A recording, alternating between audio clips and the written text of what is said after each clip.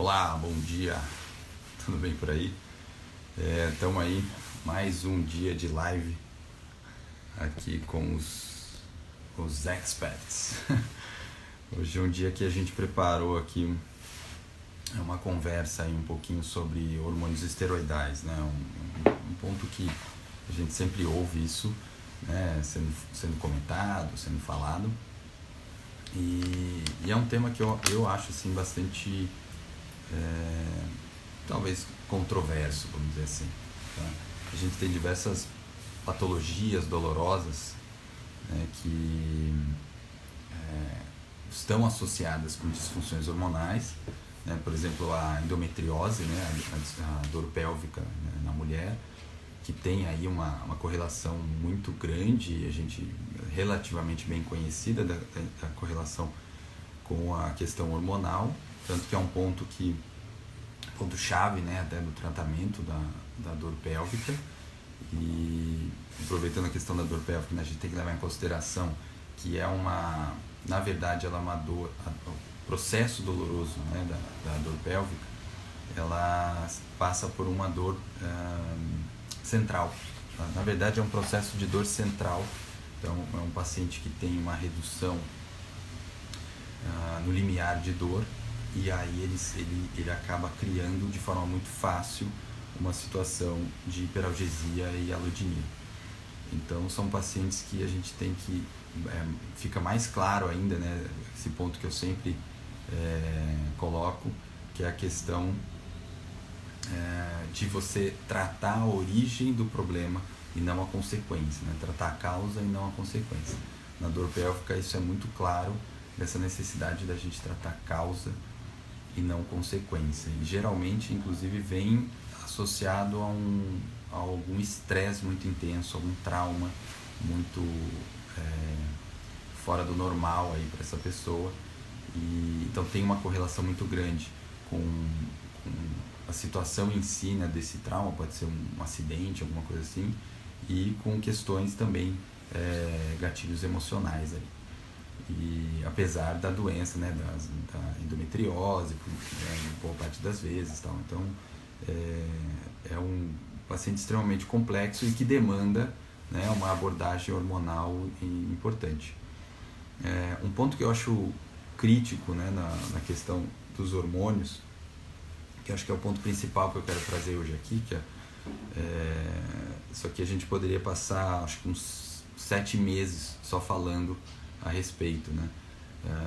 Eu considero super complexo, assim, porque o nosso organismo ele não é algo que você liga e desliga, você dá um remédio e resolve, né? Você faz uma conduta ali, uma coisinha e pronto, o organismo resolve. E a grande questão dependendo do que você fizer, você desregula tudo, né? Então, nesses pacientes, a gente mexer com hormônio, que é uma cascata tão complexa, eu acho que a gente tem que respeitar muito o nosso organismo e saber muito bem que passo que você vai dar. E a impressão assim, que eu tenho é que esse passo a gente nunca vai saber. Talvez um dia a gente desvende melhor o nosso manual de instruções e consiga entender melhor, né, uma consequência de uma mexida às vezes fina em uma substância, né, que ela se correlaciona, os hormônios eles vão se correlacionando com tantas substâncias que ele é repassado, né, metabolizado em outras, e isso acaba sendo tão complexo que eu tenho total certeza que a gente não sabe metade do que a gente gera quando a gente dá, por exemplo, uma testosterona para uma pessoa, né? Então, assim, o ponto-chave aqui, né, que eu queria discutir hoje era a questão da avaliação laboratorial, tá? Por quê? A gente está acostumado a dosar os hormônios no sangue, né? A grande maioria dos profissionais dosam hormônios no sangue. É o que a gente, assim, a janela que a gente mais aprende, que a gente mais desenvolve, malemar, né? Vamos dizer assim, sai da faculdade, a gente desenvolve a urina para fazer exame de urina literal para ver se tem infecção, né? A nefro que usa um pouquinho mais. Tô de sacanagem hoje. Mas e o sangue, né? Saliva a gente praticamente não aprende, desconhece, né? E cai um pouco no esquecimento. Mas assim, quando a gente dosa hormônio no sangue, a gente tem que pensar o seguinte: se você pegar a bula do exame laboratorial, ele vai te dizer o motivo pelo qual aquele exame foi desenvolvido. Então, para que ele serve? Tá? Bula de exame laboratorial é tão importante quanto bula de remédio. Tá? Você tem que saber interpretar. Bula de remédio não é um guia para uso da medicação. Você também tem que interpretar por que ele está falando aquilo, porque às vezes ele restringe por questões comerciais mesmo, né, a ação da medicação, ou por facilidade em você conseguir aprovação, né, num órgão regulatório, porque às vezes é o que você mais tem evidência de uso ou mais trabalho e tal. Então você tem que saber ler essas bulas. De exame laboratorial é a mesma coisa, você tem que saber ler, entender o que ele quer fazer com aquele exame. E, por exemplo, se a gente levar em consideração um exame de cortisol no sangue, o que ele está procurando é se tem ou não síndrome de Addison. É só isso. Então, o hormônio a dosagem sanguínea de cortisol, ela não ela serviria para assim, não serviria para eu ver o fisiológico. Tá? Essa relação não é tão direta. Tem alguns trabalhos que eles fazem essa correlação entre o sanguíneo do cortisol com o salivar em situações de atividade física. E ele consegue mostrar uma certa relação entre um e outro. Tá? E alguns trabalhos não conseguem fazer essa correlação. Então, a conclusão que eu tiro hoje é que ainda é um pouco confuso, né, o quanto você consegue realmente medir a concentração de cortisol circulante de forma exata e a quantidade de cortisol no tecido, né, na matriz extracelular. Bom, para a gente também é claro que a gente costuma utilizar, por exemplo, para DHEA, que é um hormônio interessante nos pacientes com dor, ele está envolvido num processo de reparação neural, tal. Então ele é importante para a construção neural. Então quando você quer reparar uma via, você quer um cérebro mais saudável, um paciente que pensa melhor, memoriza melhor, que raciocina mais, é interessante você tentar otimizar esse hormônio. A questão é que o SDHEA que a gente dosa no sangue tem praticamente nenhuma correlação com o DHEA dosado na saliva. Tá? Eu estou falando aqui saliva, sangue. Por que isso? Quando eu falo sangue, eu estou falando sangue total ali, que na verdade a gente dosa plasma. Guarda isso, eu vou voltar aqui. Saliva, eu pego o líquido, né, a saliva, né, e saliva nada mais é do que líquido extracelular, é matriz extracelular. É uma tentativa de olhar a janela da matriz extracelular. Tá? Então, em linhas gerais, sangue, quando eu doso, eu vou ver plasma, e saliva, eu vou olhar o líquido que está embebendo o tecido. Então eu vou olhar as substâncias que estão em contato com o tecido. Tá? Qual que é o problema do plasma para hormônio? O plasma, ele vai guardar, né, só 44%, às vezes você encontra na literatura, dos hormônios circulantes. Tá? O restante é jogado fora com o sangue depositado, né, com a hemácia e tal. Então, quando você centrifuga o sangue total, você separa as células do plasma. Tá? Então, nessa região do plasma, você tem praticamente menos da metade da quantidade de hormônio circulante no sangue. Então, é como se você jogasse fora metade desse sangue que você queria dosar. Tá? Então, ali você já perde muito a quantidade real de sangue. Um outro detalhe importante, por exemplo, testosterona, né, que é algo que a gente vê muito aí o pessoal dosando, checando com sangue. A testosterona, ela assim, não é muito simples, tá? Você determinar testosterona a partir de sangue. Primeiro, você vai sequestrar boa parte, né, dessa testosterona do sangue para a região das células, né, você tira, fica só ali 40% no plasma. Um outro detalhe, como que eu calculo testosterona livre? Olha o que eu falei, como que eu calculo, porque ela não é dosada. Tá? Então você calcula essa dose como? Existe uma tabela lá que foi feita, cálculo total, que você vem com uma reguinha, né, e você coloca o valor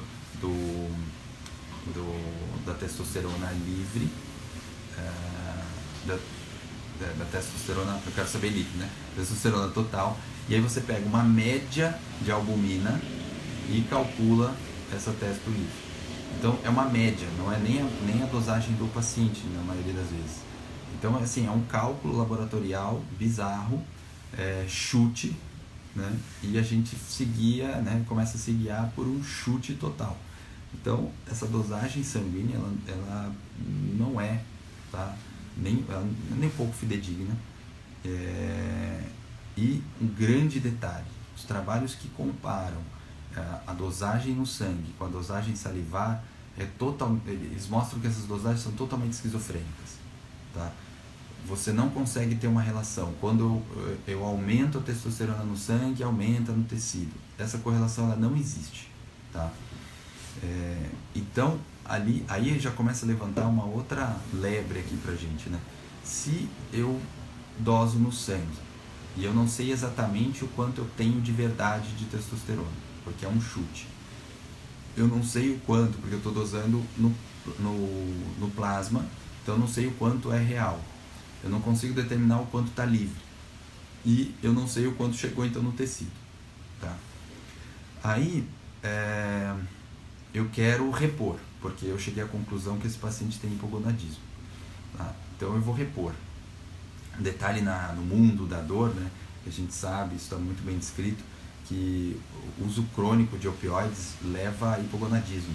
Então por isso que mais uma das questões aí, né, dentro da dor, que a gente tem que se preocupar muito com essa questão do hipogonadismo. Né? Um paciente com hipogonadismo é complicado, né? Você gera complicações, uma dificuldade de se manter composição corporal, fora a questão da densidade óssea, né? Que é uma das questões bastante importantes, né? Você começa a ter risco de fratura, alterações de humor, a própria disfunção sexual, altera a eritropoiese, você tem um hipogonadismo, então a própria cognição, né? Então é lógico que você tem uma perda de qualidade de vida muito grande. Bom, então, só isso já justifica a gente se preocupar com isso, e não é questão estética, fit, maromba, mas é questão de qualidade de vida mesmo, né? Então voltando lá, né? Eu estou tentando estabelecer uma correlação e agora eu tomei a decisão que eu vou repor. Aí você tem várias formas de repor isso. Você pode fazer as medicações injetáveis ou as medicações transdérmicas, né? São as formas mais conhecidas aí. A questão do injetável, a gente tem que ter bastante cuidado pelas moléculas que estão no mercado. Tem moléculas ali que são bastante alteradas, né? Não são tão semelhantes ao nosso hormônio mesmo, e isso gera alguns efeitos colaterais que a gente tem que levar em consideração. Uma das formas hoje consideradas até mais seguras e mais fisiológicas seria a transdérmica, com hormônios que são chamados bioidênticos, né? Que na verdade assim, toda substância que você copia, que você faz, sendo igual ou sendo diferente, ela é sintetizada. Só que quando a gente fala assim, um hormônio sintético, as pessoas já imaginam, então isso daí é ruim, é do demônio, né? Só que na verdade todas as substâncias são sintetizadas. Aí como que se diferenciou? Ao invés da gente falar que é um hormônio sintético, a gente fala que é um hormônio bioidêntico. Só words, tá? Só a palavra que se utiliza. Mas a questão é o seguinte, como que se determinou a dose dessa reposição hormonal? Ela foi determinada a partir da capacidade da pele média, né, da pele absorver aquela substância que você coloca em contato com ela. Esses trabalhos que fizeram essas dosagens e checaram, eles fizeram dosagens sanguíneas do hormônio, a passagem dele, né, fazendo o transdérmico e olhando sanguíneo como que está. O que aconteceu? 10% só daquele hormônio colocado, né, na pele foi passava, né, para a corrente sanguínea e foi localizado na corrente sanguínea. Então, sei lá, você colocava lá 100 de testosterona, chegava a 10 só no sangue. Tá? Qual que é a questão? É muito rápido essa absorção. E todo esse restante, esses 90%, ele rapidamente já vai para o tecido. Tá? E aí você não está dosando isso, você está dosando isso no sangue e você não consegue ver. Então você imagina que a dose tem que ser muito alta para você poder subir essa concentração no sangue. Só que o que é interessante? Quando você vai ver esse comportamento do hormônio sendo reposto, no início da reposição, ele começa a subir e de repente ele despenca. Tá? Então ele vai todo para o tecido. E não é infrequente você ver isso. Quando você começa a repor, o paciente começa a melhorar até dos sintomas, ele começa a aumentar a concentração, de repente essa concentração de hormônio começa a cair. Aí você fala, nossa, eu preciso aumentar a dose, eu preciso ajustar. E você começa a aumentar a dose. E aí esse paciente começa a piorar, os sintomas retornam, aí começa um monte de efeito colateral, e aí a conclusão chega que ou o hormônio errado, troca, tira, troca estratégia, suspende tudo, e geralmente o paciente acaba abandonando aí, o que também é um risco, né? Você abandonar assim, um tratamento, né? Assim, da noite para o dia, né? Só que a questão é o seguinte, quando você compara essas dosagens com a saliva, você consegue perceber o seguinte, essa concentração no sangue realmente ele não sobe, tende a cair, e a concentração no tecido ela dispara absurdamente. Então você passa a ter rapidamente uma toxicidade tecidual com uma concentração sanguínea baixa. Tá? Então é o que eu falo, assim, são medidas completamente esquizofrênicas que não te trazem a informação real que você quer. Aparentemente a forma mais segura seria você medir no tecido, porque ele guarda a relação com a dose que você faz na pele, e justamente esses estudos que fazem esse comparativo, eles conseguem mostrar que as doses são muito, mas muito menores. Muito menores. Antes se dava 100, 50 de testosterona, vamos dizer assim. Hoje a gente sabe que dose é abaixo de 10, assim, são doses muito baixas. Tá? Então, na mulher, por exemplo, testosterona é meio, 1, tá? É muito baixa, miligrama, né? É uma dose muito baixa. Então, isso a gente tem que ter muito cuidado, tem que ter muita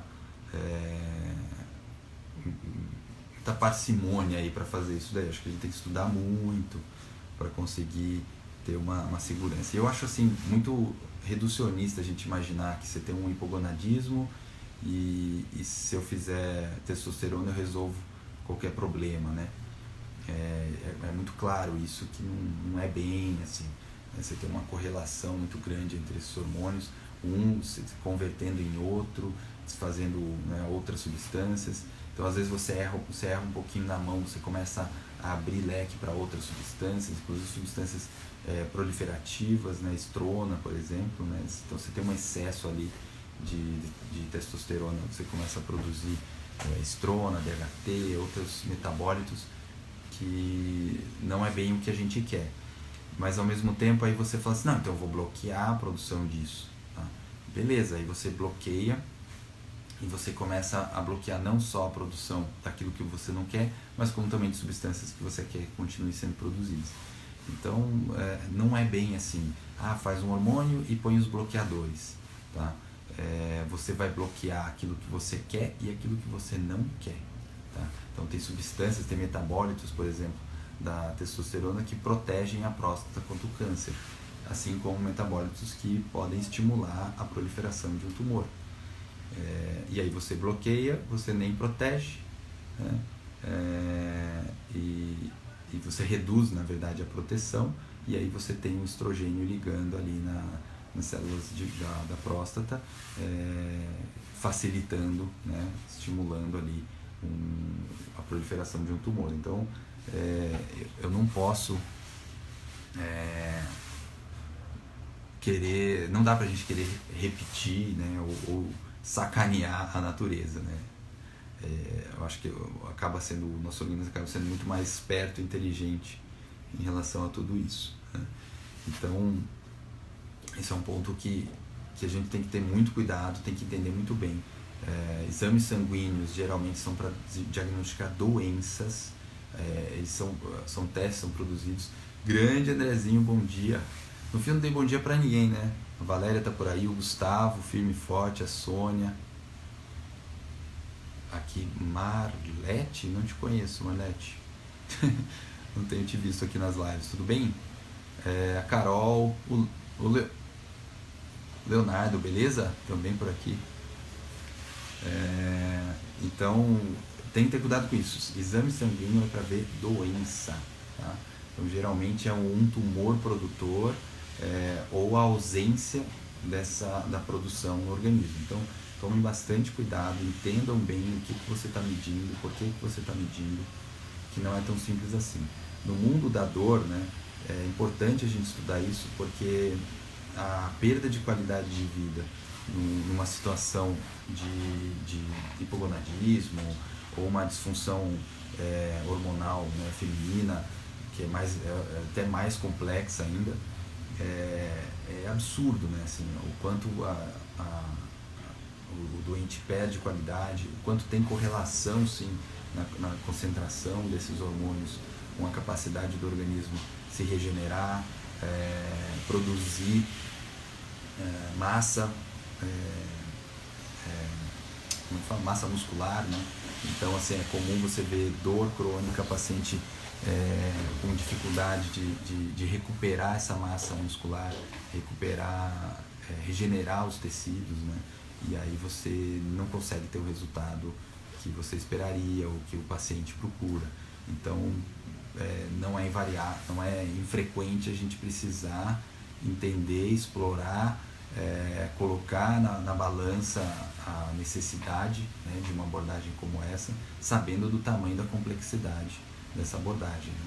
Então, eu acho assim, quando eu vejo profissionais, né, colocando uma simplicidade nessa conduta e se guiando por sangue exclusivamente, não olhando os vários tecidos para entender como é que isso está se correlacionando, eu acho muito arriscado, assim, não tenho segurança em fazer só com uma janela e achar que o número estanque ali já resolve o meu problema, tá? Dias atrás, semanas atrás, acho que a gente conversou sobre algo muito mais simples, que seria a reposição de complexo B, né? E aí eu mostrei para vocês o quanto não é tão número fechado, né? O quanto não é simples, algo que relativamente, né, bobo, vamos dizer assim, né? Eu fiz vitamina demais, isso vai ser excretado, mais ou menos, né? E também em excesso você vai ter problema, tem toxicidade, por exemplo, o B12, B9, ela pode ser tóxica. Inclusive, se você usar o metabólito errado, você pode causar toxicidade. E outro detalhe é a questão por exemplo, na B12, a gente precisa pensar ela de forma otimizada. Então, de 400 a 800, ela pode já estar otimizada. Só que você tem que usar marcadores do metabolismo para ver se essa otimização aconteceu ou não, tá? Então, eu acho que na questão hormonal é muito por aí também. Mais uma vez, saber exatamente o que você quer ver, utilizar janelas adequadas. Eu não costumo jogar o sangue fora, mas eu costumo olhar o comportamento no sangue e o comportamento no tecido. E aí você determina se tem a necessidade de fazer alguma reposição, mas assim, com que objetivo? Tá? Então, quais são as questões que esse paciente está trazendo para você e o que você imagina que essa intervenção vai trazer de benefício para ele nessa patologia em que ele trouxe para você, né? Então, eu usei como exemplo aqui a endometriose, né? Que é uma doença, é uma dor central, na verdade, né? É um paciente hipersensibilizado, mas que para você trabalhar, por exemplo, a endometriose em si, a grande parte dos tratamentos, além de cirurgia, é tratamento hormonal, né? Então, ele vai fazer parte disso daí. E lembrar que eu estou trabalhando isso num paciente, por exemplo, que tem disfunções, tem uma densidade óssea ruim, eu tenho que associar outras análises e outros tratamentos, né? Então, é importante você, quando você está mexendo com hormônios, você também ter noção da questão da vitamina D, repor uma vitamina K, alguns eletrólitos. Então, você tem que buscar sempre esse equilíbrio. Eu tenho a visão assim que é extremamente complexo mesmo, não é simples, e a gente tem que ter um pouco de cuidado também na conduta com esse paciente. Se você pensar muito na questão de eu tenho que repor porque o organismo dele não produz, não absorve e tal, você vai tirando, né, daquela pessoa a capacidade biológica, fisiológica nossa de reparação e de construção do organismo, e você acaba jogando isso tudo, né, para fora, e que tudo é via reposição, né? Tudo é via um remédio, tudo é via uma intervenção, e não é bem assim, né? Tanto que o André tá aí, se ele quiser entrar também aí, brincar um pouquinho aí, ele tá aí para provar aí pra gente que cada vez mais a gente percebe e utiliza as intervenções alimentares, né? Então a gente tem nutricionista na equipe, a Renata, e que faz toda essa base alimentar, redução de inflamação, que assim é absurdo quanto você pousa um pouquinho, né? Diminui aquela tempestade do paciente, você pousa o avião ali e você taxia bem mais tranquilo na pista do que quando fica aquela tempestade, você fazendo coisa e o paciente se inflamando e enchendo a cara de carboidrato, a própria frutose, né? Que a frutose é uma das piores açúcares que tem, e para não dizer o pior, né? Então assim, fica difícil demais você conduzir esse paciente, né? Então um paciente já sobrepeso, né, ou obeso, com muita camada gordurosa, isso já altera demais hormônio, e aí dificulta mais ainda esse tratamento aí. Então, acho que são pontos chaves aí que a gente tem que refletir em função da questão de intervenções no mundo, né, no meio dos hormônios, aqui, né, usando o contexto da dor crônica, porque não dá para a gente ficar restrito a poucas análises muito simplistas, tá? Sim, a gente tem que olhar a complexidade, os mapas, né, de substância, dos hormônios, tal, eles geralmente eles são extremamente simplificados, eles são muito mais complexos do que aquilo, e eu tenho a crença de que a gente nem metade sabe do que está acontecendo ali, né? Então a gente tem que ter muito cuidado numa intervenção como essa. Dá para fazer, mas não é uma panaceia aí, né? A gente tem que ter cuidado. O Gustavo tinha chamado aqui, não sei se foi sem querer, ele tinha chamado para trocar ideia, não sei se ele estava querendo. Se quiser chamar, Gustavo, beleza, sem problema. E o Andrezinho, não sei se ele quer dar algum recado, dar um oi, trocar alguma ideia aí, algum comentário. Fica à vontade aí, sem problemas. Bom, é isso aí. Hoje é sexta-feira, né? Finalizamos a semana. A gente volta aí nas lives na segunda-feira. Segunda-feira, lembrando que é às 8 da noite. Eu sempre confundo que é 9, mas 9 da manhã. São os outros dias que a gente sempre entra às 9 da manhã. A gente tinha a ideia de fazer 20 dias aí de... André, a gente disse que tá tranquilo, tá de boa. Beleza, Gustavo, sem problema. Mas se quiser trocar ideia, pode chamar. A gente tinha pensado, a gente ia fazer 20 dias de lives. E o André, a gente tem conversado, a gente vai continuar, a gente vai manter. Estamos separando mais outros temas aqui para a gente trazer e discutir. Então a gente vai manter aí essas conversas matinais aí, né? Só de segunda aqui às 8 da noite. E tem sido bem legal isso daí. Uma outra coisa, né? Um aviso aí para vocês, na terceira semana agora desse mês, a gente vai fazer uma semana só de ondas de choque. A gente vai massacrar ondas de choque com vocês.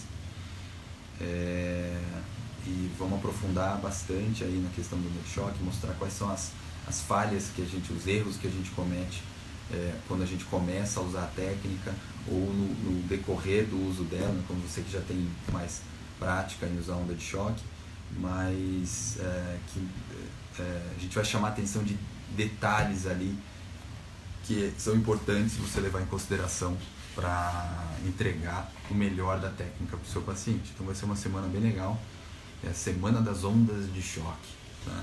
E no final aí da semana a gente vai ter uma surpresa bem legal para vocês aí. Então fiquem ligados, a gente vai começar a divulgar agora esse final de semana, essa semana aí vai ter no nosso site vai ter um lugarzinho ali para você fazer a inscrição, garantir a vaga aí na nossa sala de aula, nosso cinema virtual aí da dor, tá bom? Então a gente se vê aí com certeza na segunda-feira, e vai entrar agora entre hoje e amanhã o Termoguiando Descobridores da Semana, que acho que vai ser bem legal e vocês vão curtir.